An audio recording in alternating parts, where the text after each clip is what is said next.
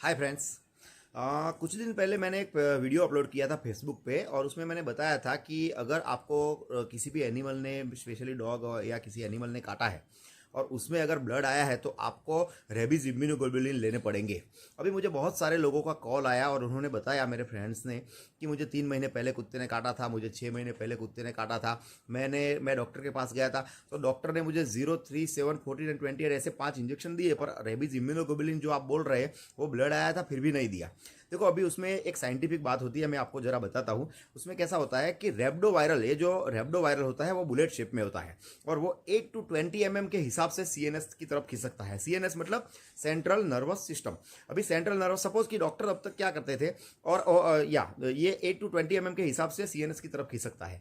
और ये जो सारी भी वैक्सीन कंपनी है जो वैक्सीन बनाती है, जो 0, 3, 7, 14 एंड 28 के हिसाब से हम लोग लेते हैं, वो क्लेम करती है कि 14वें दिन पे आपको 100% seroconversion and seroprotection मिल जाएगा, 0.5 पर ml जो रिक्वायर्ड है।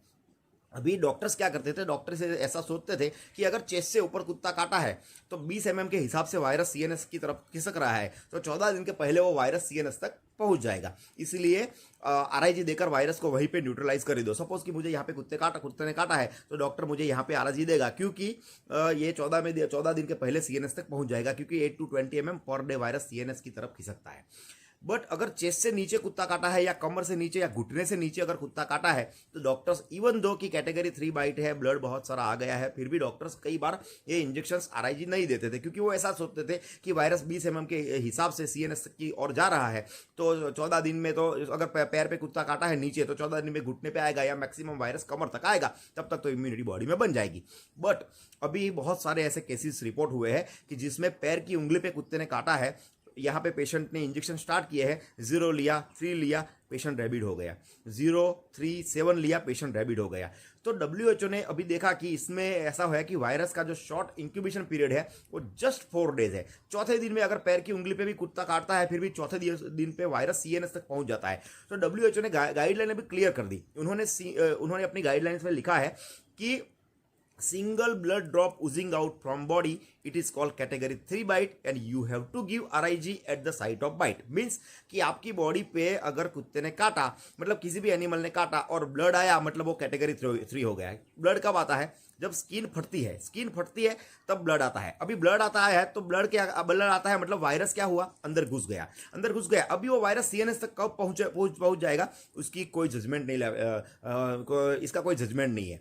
अभी उन्होंने, डब्ल्यूएचओ ने तो वहां तक लिख दिया है कि लिक्स ऑन ब्रोकन स्किन, मतलब कि आपके कहीं भी बॉडी में ब्रोकन स्किन है, स्किन फटी हुई है, उंगली के आसपास में यहाँ पे स्किन फटती रहती है, तो वो फटी हुई स्किन पे अगर किसी कुत्ते ने या एनिमल ने अगर लीक कर दिया, मतलब चाट लिया, फिर भी वो कैटेगरी 3 में हो गया, क्योंकि वो वायरस सीधा अंदर बॉडी में घुस गया। अभी वो वायरस सीएनएस तक कब पहुंच जाएगा उसका जजमेंट किसी के पास नहीं है। इसलिए डब्ल्यूएचओ ने गाइडलाइन क्लियर कर दी है कि इवन दो की पक्की पैर की उंगली पे कुत्ता काटा है, चाहे कान पे काटा है, मतलब ब्रेन के पास या ब्रेन से बहुत दूर, बॉडी में कहीं पे भी कुत्ते ने काटा पर ब्लड आया, स्किन फटी हुई स्किन पे अगर लीक भी किया या ब्लड आया, मींस कैटेगरी 3 हो गया और आपको आरआईजी, आरमैप देकर वायरस को वहीं पे न्यूट्रलाइज करना बहुत जरूरी है। अदरवाइज ये वायरस सीएनएस कब पहुंच जाएगा इसका कोई जजमेंट नहीं है। मैं आपको बता दूं, अभी एक पुणे का टाइम्स ऑफ इंडिया में आया था एक पुणे का केस कि एक लड़का था जिसको कुत्ते ने काटा।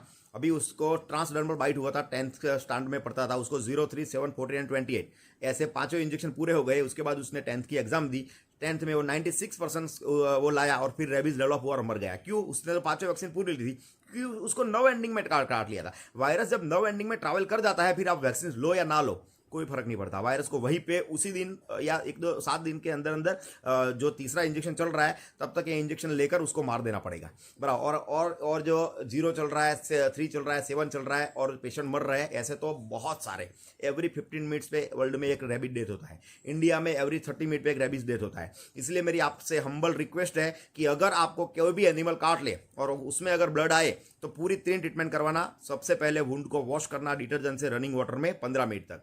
उसके बाद जहां पे काटा है वहां पे as per the body KG wait आपको आरआईजी लेना है, आरमेब लेना है, स्पेशली वो मोनोक्लोनल एंटीबॉडी है। और थर्ड, वो वायरस को अच्छी तरह से पूरे वायरस जितने भी रेबीज के वायरस है उसको न्यूट्रलाइज कर देता है। और थर्ड कंडीशन, आपको 5 वैक्सीन लेकर आपकी बॉडी में इम्यूनिटी बना देनी है।